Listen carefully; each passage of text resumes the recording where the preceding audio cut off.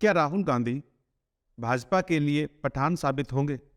क्योंकि पठान फिल्म को लेकर जिस तरह से एक तबके ने विशेष विरोध दर्ज किया था, पठान के खिलाफ जिस तरह से एक नैरेटिव गढ़ने की कोशिश की गई थी, पठान फिल्म के खिलाफ जिस तरह से एक माहौल सोशल प्लेटफॉर्म और मीडिया में बनाया गया था, इस सब के इतर पठान फिल्म ना सिर्फ कामयाब रही बल्कि बॉक्स ऑफिस पर बेहद सफल फिल्मों की सूची में खुद को शामिल कर गई। अब यही सवाल पैदा हो रहा है कि राहुल गांधी को लेकर भी बीजेपी की कहीं ना कहीं इसी तरह की राजनीति रहती है। लेकिन आज राहुल गांधी ने जिस तरह से लोकसभा में सरकार को घेर लिया, जिस तरह से एक के बाद एक सवाल किए और जिस तरह से राहुल गांधी ने अडानी को लेकर लोकसभा में सवाल खड़े किए, उससे कहीं ना कहीं आम आदमी के मन में यह बात गई है कि कुछ भी हो, किसी न किसी स्तर पर अडानी को सरकार ने पुष्पित पल्वित किया है। काफी सालों से मैं बोल रहा हूं सरकार के बारे में कि हम दो हमारे दो।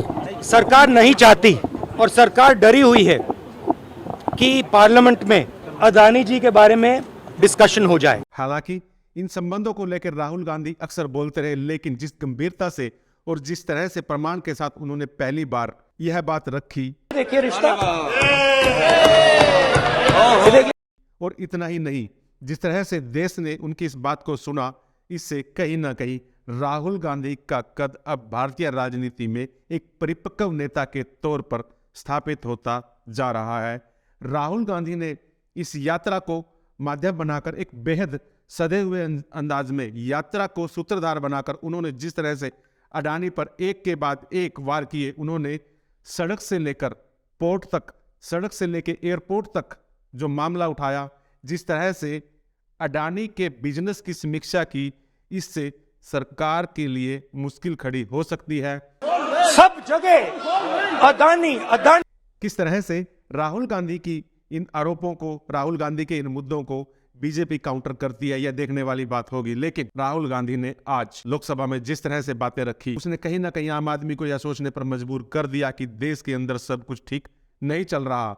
जैसा दिख रहा है हकीकत वैसी नहीं है, बल्कि जो दिखाया जा रहा है उसे कहीं ना कहीं बहुत ज्यादा छुपाया भी जा रहा है, और जो छुपाया जा रहा है वह बेहद चौंकाने वाला है, चिंता में डालने वाला है, ना सिर्फ देश को बल्कि अर्थव्यवस्था को, आम आदमी को। आज राहुल गांधी ने बहुत ही सधे हुए अंदाज में अडानी पर सवाल उठाया। उन्होंने लॉजिक के साथ तथ्यों को सामने रखते हुए अपनी बात रखी, और कहीं ना कहीं पूरे सदन ने राहुल गांधी की बात को बड़े ध्यान से सुना, और यह बात मानने पर हर कोई विवश होगा कि राहुल गांधी जो बोल रहे हैं उसमें कहीं ना कहीं कुछ ना कुछ सच तो है। राहुल गांधी ने कहा कि भारत की विदेश नीति भारत के लिए नहीं बल्कि अडानी के लिए है। उन्होंने कुछ उदाहरण दिए और यह साबित करने की कोशिश की कि किस तरह से प्रधानमंत्री के दौरे के बाद अडानी को वहां का बिजनेस या वहां का टेंडर मिल गया। राहुल गांधी ने इस बात का भी उल्लेख किया कि किस तरह से श्रीलंका में किस तरह से वहां की विंड एनर्जी का टेंडर अडानी को देने के लिए प्रेशर आया था। राहुल ने यह भी सवाल उठाया कि अडानी का नेटवर्थ 2014 से 2022 के बीच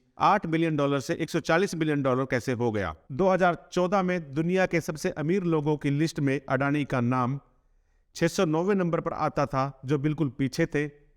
पता नहीं क्या जादू हुआ, आज अडानी दूसरे नंबर पर पहुंच गए। राहुल गांधी ने बात अपनी की, लेकिन सूत्रधार अपनी यात्रा को बनाया, और उन्होंने कहा कि इस तरह का सवाल देश के लोग पूछ रहे हैं।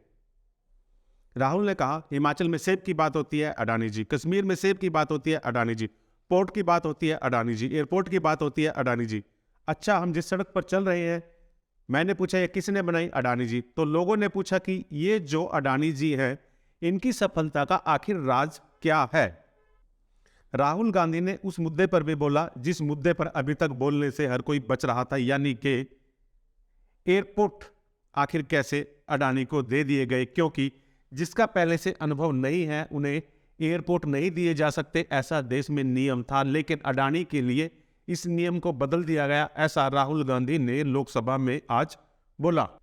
राहुल गांधी ने कहा कि एजेंसियों का इस्तेमाल कर इस एयरपोर्ट को अडानी को दिया गया। हालांकि सत्ता पक्ष की ओर से बार बार राहुल गांधी को रोकने की कोशिश की गई, राहुल गांधी को डिस्टर्ब करने की कोशिश भी की गई।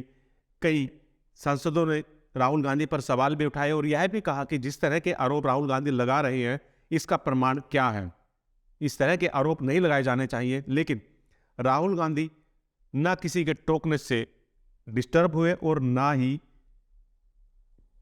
सत्ता पक्ष के सवालों पर डिगे।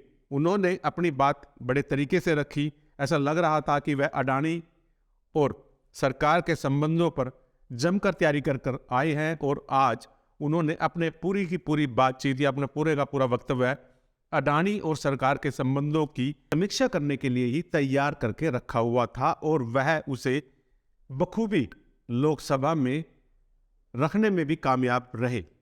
राहुल गांधी जानते थे कि वह बोल भले ही लोकसभा में रहे हों, लेकिन उन्हें देश सुन रहा है, क्योंकि जिस तरह से वह भारत जोड़ो यात्रा कन्याकुमारी से कश्मीर तक गए हैं, इसके बाद आम आदमी की रुचि राहुल गांधी में हुई है और राहुल गांधी इस बात को बेहतर तरीके से जानते थे। और यही वजह थी कि आज वह बेहद तैयारी के साथ और अडानी और सरकार के संबंधों को लेकर अपने वक्तव्य को तैयार करके लोकसभा में आए हुए थे। वह बखूबी जानते थे देश उनकी बात सुनेगा और वह देश को वह बातें बताना चाह रहे थे जो बातें अभी तक मेन स्ट्रीम मीडिया में या तो आई नहीं या फिर आई तो बहुत ही हल्के फुल्के अंदाज में, जिससे आम आदमी उस तरह के मुद्दों का नोटिस नहीं ले पाया। मसलन एयरपोर्ट के मसले का जिस तरह का मामला है, इस मुद्दे पे कोई बातचीत नहीं हुई थी, लेकिन आज राहुल गांधी ने लोकसभा में इस मुद्दे को उठाकर एक नई बहस को जन्म दे दिया है। इतना ही नहीं, राहुल गांधी ने बांग्लादेश के बिजली समझौते का भी मुद्दा उठाया। हालांकि राहुल गांधी के आरोपों पर भाजपा नेता रविशंकर प्रसाद ने कहा कि राहुल गांधी ने पीएम मोदी के खिलाफ बेबुनियाद आरोप लगाए हैं।